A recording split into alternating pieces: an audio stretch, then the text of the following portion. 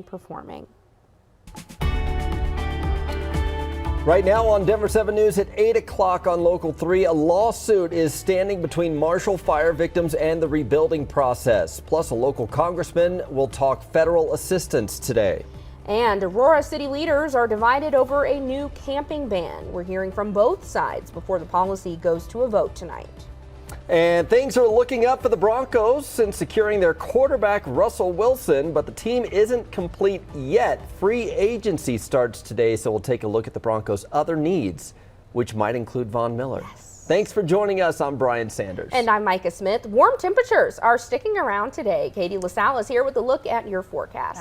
Good morning, you guys. Sun is shining over Rocky Mountain National Park. A live look over Longs Peak in and around much of the metro area up into Boulder. It's going to be a mostly sunny day with temperatures gradually climbing to the 50s. Now, we did pick up some snow with this last system that rolled through yesterday, so still some slick spots up over higher terrain. That was a live look at Frisco, and we are still seeing some moisture falling down south near the border, but that'll taper off here in the next hour or so. Temperatures right now, we're in the low 30s, so chilly start to the morning with teens and 20s into a lot of our high country towns. But out and about today, it's going to be 44 degrees by 11 o'clock. Lunchtime will climb to the upper 40s with daytime highs in the low 50s. Now, this is pretty seasonal for this time of the year, still a little bit cooler than what we saw over the weekend, but warmer and dry for tomorrow, nearing 70 here at Colette tomorrow.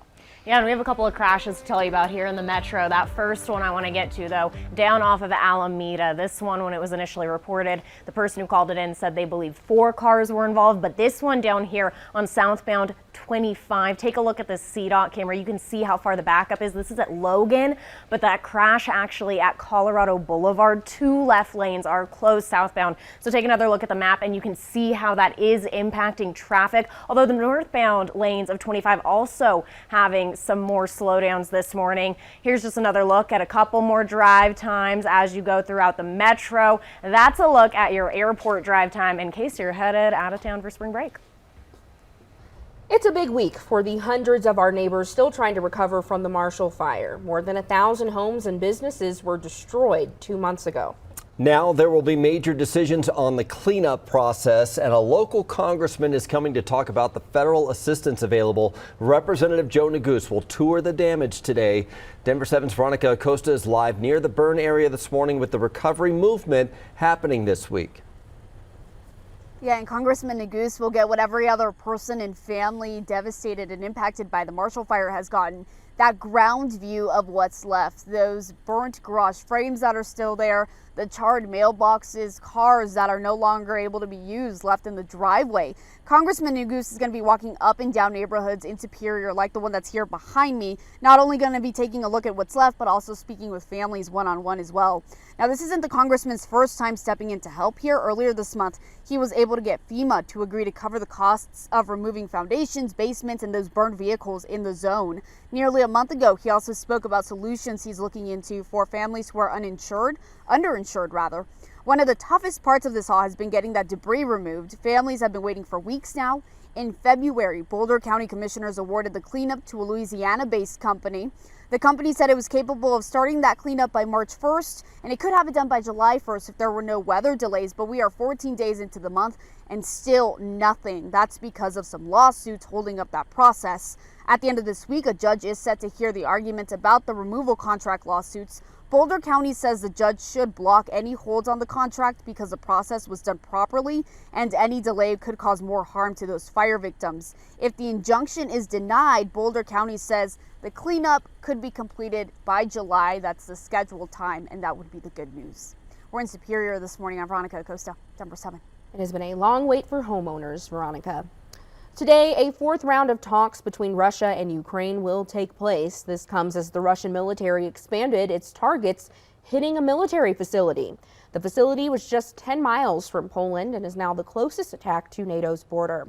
The city where the attack occurred is along a route used to supply Ukraine with Western military aid. Russian officials are vowing to treat all armed shipments to Ukraine from NATO countries as legitimate military targets. Members of the Biden administration will meet with Chinese officials today. They'll be discussing reports Russia asked China for military and economic assistance. The meeting will take place in Rome. The White House said there will be consequences if China helps Russia minimize its losses from global sanctions. A Coloradan with family in Ukraine returned from the war-torn country last week after rescuing 5 family members. He's now speaking out about his journey. Michael Weiner met his family on the border of Slovakia and Ukraine. Everyone except his brother-in-law was able to cross. His brother-in-law is 36, and Ukraine prohibits any men 18 to 60 from leaving. Michael's relatives are now refugees in Slovakia, but he says Ukraine needs more support. I think America can do more, and I think America has to do more because they see, tens of thousands of people getting murdered needlessly. As his family will stay in Slovakia until the war ends. If the situation escalates, he'll try to move them to the United States. This morning, Jefferson County officials are trying to identify human remains found in Clear Creek Canyon. Hikers found skeletal remains Saturday in a remote area near Tunnel 2 on US 6 just west of Golden.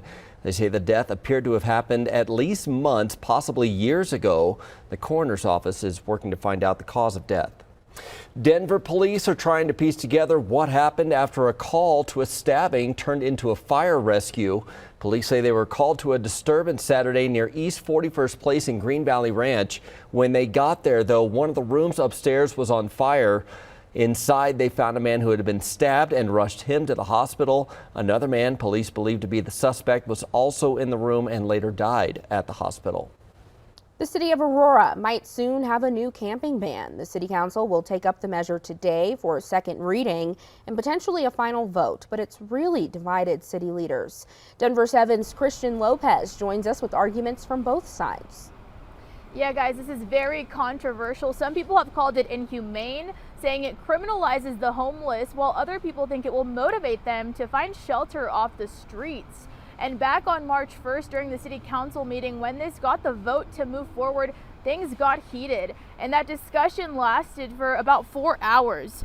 And what this ordinance would do is it would allow police to remove homeless encampments after city officials give them 72 hours notice to move. And if people don't comply, they could face citations, even arrests. But the city would have to make sure there's enough shelter space available before requiring them to move. And it was exactly a year ago that Mayor Kaufman introduced this ban. It actually failed back in August, but now it's back on the table.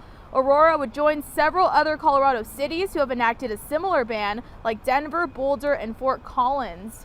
And looking at the latest numbers, around 594 people are experiencing homelessness in Aurora, and that's actually considered to be an undercount. And this all could move forward during tonight's city council meeting. Reporting in Denver this morning, I'm Christian Lopez, Denver 7. A bill to guarantee abortion access in Colorado will go to the House for a third reading today. Over the weekend, the House debated the Reproductive Health Equity Act for 23 hours. If it passes, the bill heads to the Senate. We want to give you some more context. This bill guarantees a person's right to use or not use contraception. It affirms abortions are legal in the state, and it prohibits state and local entities from denying, interfering with, or discriminating against someone who has had an abortion. Well, the Broncos got their new quarterback in Russell Wilson, who will likely be introduced on Wednesday. Now it's time to fill in the players around him. The NFL's free agency period begins today. Denver 7 Broncos insider Troy Rink breaks down what the Broncos will be looking for. The NFL's oxymoron begins today. Legal tampering in free agency. It starts at 10 a.m., but contracts cannot become official until 2 p.m. on Wednesday. That is also when the Broncos are expected to introduce new quarterback Russell Wilson. Listen, if you don't like that acquisition, you must have an issue with Cindy Crawford's mole. But they have other needs as well. Priority number 1, get an edge rusher. Chandler Jones is at the top of the list. He played college ball where Nathaniel Hackett coached at Syracuse. If not him, maybe Randy Gregory or Hassan Reddick. And if the chips fall a certain way money-wise, maybe even Von Miller. Defensive line, also an area of concern. B.J. Hill could be on that list, and they also need to look to add a cornerback and possibly even a tight end. Reporting for Denver 7, Troy Rink. In other football news, turns out retirement was short-lived for Tom Brady. Just couldn't stay on the sidelines, could he? The quarterback says he's coming back to the Bucs for a 23rd NFL season after a grand social media farewell just 2 months ago. which a lot of people weighed in on. Well, Brady posted again to social media saying his place is on the field, not in the stands. There was plenty of talk about the return to the field. The Broncos chiming in with this gif of a stone-faced Michael Scott from The Office. The Broncos not happy about his return.